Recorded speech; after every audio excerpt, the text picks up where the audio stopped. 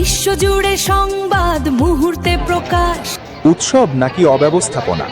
Barguna circuit house মেলায় দর্শনার্থীদের মিশ্র প্রতিক্রিয়া। নিজস্ব প্রতিবেদক, বরগুনা, 15 এপ্রিল 2026।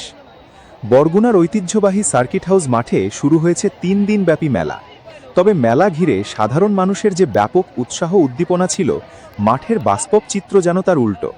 চিরাচরিত মেলার জৌলুস হারিয়ে এবারের আয়োজন নিয়ে প্রশ্ন তুলেছেন আগত দর্শনার্থীরা। নেই চিরচেনা আনন্দ আয়োজন।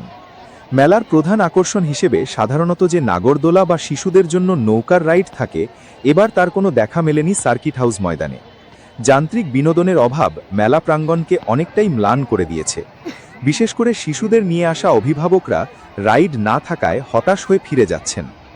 সময়সূচি ও নিরাপত্তার অভাব। মেলার কোনো নির্দিষ্ট সময়সীমা না থাকায় দর্শনার্থীরা কখন আসবেন আর কখন মেলা শেষ হবে তা নিয়ে চরম বিভ্রান্তিতে রয়েছেন। এছাড়াও পুরো মেলা প্রাঙ্গণে চোখে পড়েনি কোনো স্বেচ্ছাসেবক বা শৃঙ্খলা রক্ষাকারী বাহিনীর সদস্য। ফলে ভিড়ের মধ্যে কিছুটা বিশৃঙ্খল পরিবেশ সৃষ্টি হতে দেখা গেছে। পসরা সাজিয়ে বসেছেন বিক্রেতারা। রাইড বা বিনোদন না থাকলেও মাঠের চারপাশ জুড়ে বসেছে হরেক রকমের দোকান।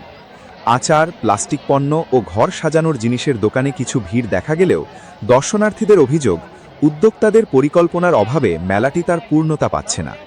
মেলার একজন দর্শনার্থী নিহান টিভিকে বলেন, আমরা ভেবেছিলাম নাগরদোলায় চড়ব, বাচ্চারা আনন্দ করবে, কিন্তু এখানে এসে দেখি কিছুই নেই। কখন মেলা শুরু হয় আর কখন শেষ হয় তারও কোনো ঠিক নেই।